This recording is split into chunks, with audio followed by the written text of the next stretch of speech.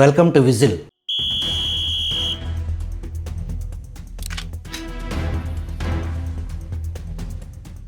పద్మనాభసింహ ముఖ్యమంత్రికి ఉత్తరం రాశారు.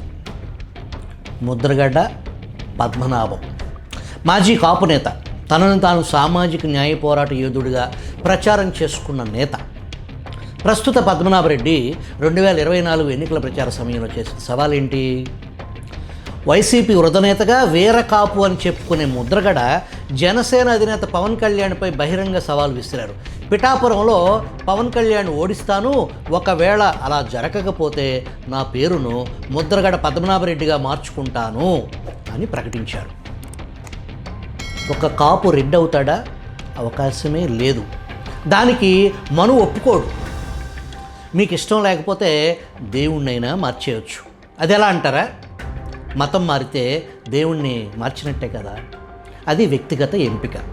కానీ కులం మార్చుకోవటానికి కుదురుతుందా? సనాతన మనుధర్మశాస్త్రం అనే అధర్మ మనుస్మృతి చెప్పింది ఏంటంటే, కులం పుట్టుకతోనే నిర్ణయం అవుతుంది అని తేల్చేసింది. అసలు నిజం ఏంటంటే, ఎవరు ఏ కులంలో పుట్టాలో పుట్టేవాడికి సంబంధమే లేదు. పుట్టిన తర్వాత ఆ కులాన్ని చచ్చే వరకు మోసుకెళ్ళాలా వద్దా అనేది వ్యక్తిగత ఇష్టం, అయిష్టం. మతం మారితే సిద్ధాంతపరంగా కులం పోవాలి. కానీ వాస్తవంలో ఏం జరుగుతుంది? మతం మారినా కులం తోక వదలటం లేదు. కొన్ని దశాబ్దాలుగా చూస్తున్నాం. మతం మారిన కులం మాత్రం వదలకుండా కొనసాగించేదానికి లైవ్ ఎగ్జాంపుల్ వైఎస్ కుటుంబం. మతం క్రిస్టియన్ అయినా పిల్ల జల్ల ఆడ మగ పేరు చివర రెడ్డి తోక మాత్రం తప్పనిసరి.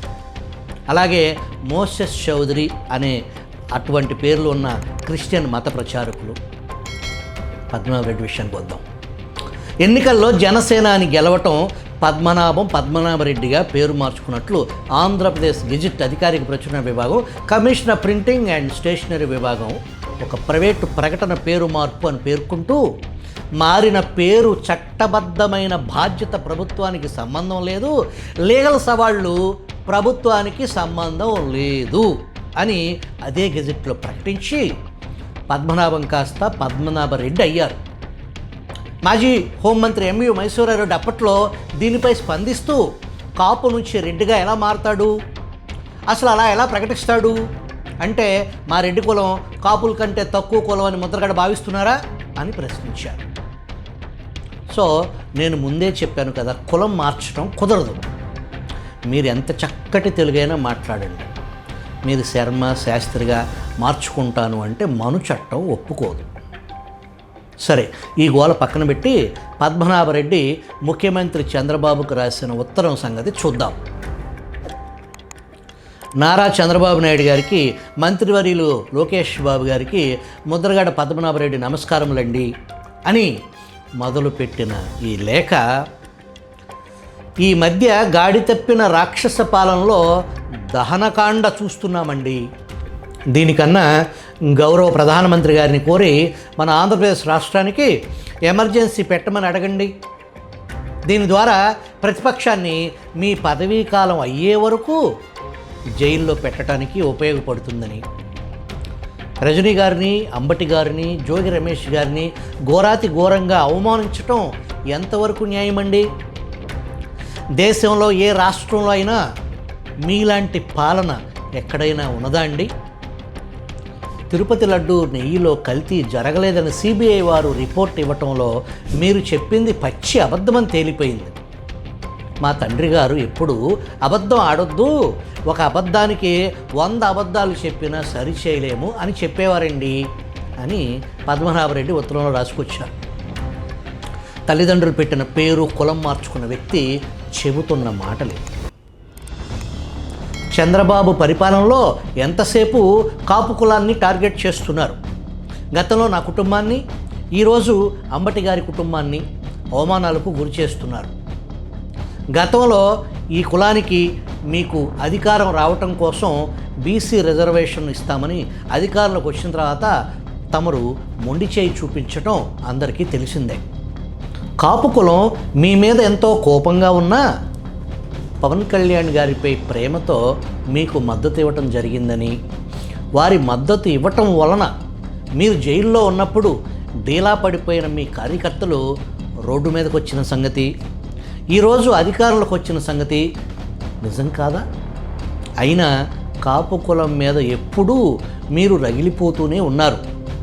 దయచేసి ఈ కులాన్ని ఈ రాష్ట్రం నుంచి వేరే రాష్ట్రానికి కట్టుబట్టలతో పంపించే కార్యక్రమం చేయండి.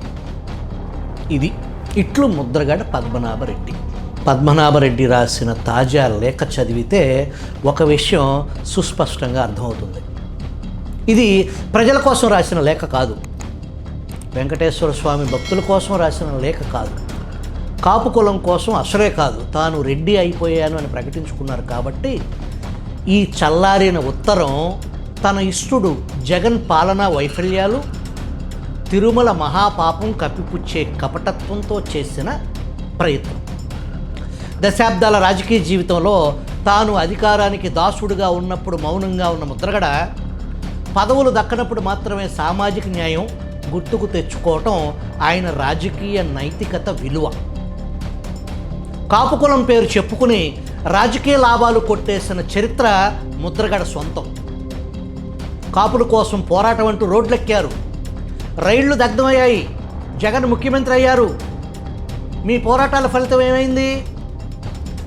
జగన్ అధికారం కాపులకు న్యాయం జరిగిందా, లేక ముద్రగడకు మాత్రమే రాజకీయ ప్రాముఖ్యత దక్కిందా? మీ వ్యక్తిగత స్వార్థానికి, అహంకారానికి ఏ ప్రజలను బలి చేశారు? జగన్మోహన్ రెడ్డికి కష్టం వచ్చినప్పుడే లేఖలు, హెచ్చరికలు, ముసలి కన్నీళ్ళు అనేది ఇప్పటికీ మీరు ఎన్నోసార్లు రుజువు చేశారు. ధర్మం, న్యాయం ఉపన్యాసాల మీ గతం చూసుకున్నారా? సొంత అవసరాల కోసం పార్టీలు మారినప్పుడు మీ ధర్మం ఎక్కడుంది? అధికారానికి దగ్గరగా జగన్ చంకలో ఉన్నప్పుడు న్యాయం ఎందుకు గుర్తుకు రాలేదు? రాజకీయ అవకాశవాదానికి సామాజిక ఉద్యమం ముసుగు వేయటం మానేయండి. తిరుమల లడ్డూలో కల్తీ జరగలేదని జగన్ రెడ్డే ఆ సాహసం చేయలేకపోయారు. జగన్ బంటు సజ్జల మీడియాతో మాట్లాడుతూ కల్తీ వ్యవహారం కోర్టులో ఉందని ప్రకటించారు. అంతేకాని అసలు పాలే లేకుండా, నెయ్యే లేకుండా నెయ్యి లాంటి నెయ్యి సరఫరా చేసిన సమయంలో పనిచేసిన ఈవో సింగాల్ ఇప్పటికే ఇంటికి పోయాడు. సుబ్బారెడ్డి పిఐ అకౌంట్లో కోట్ల లావాదేవీలు జరిగాయి.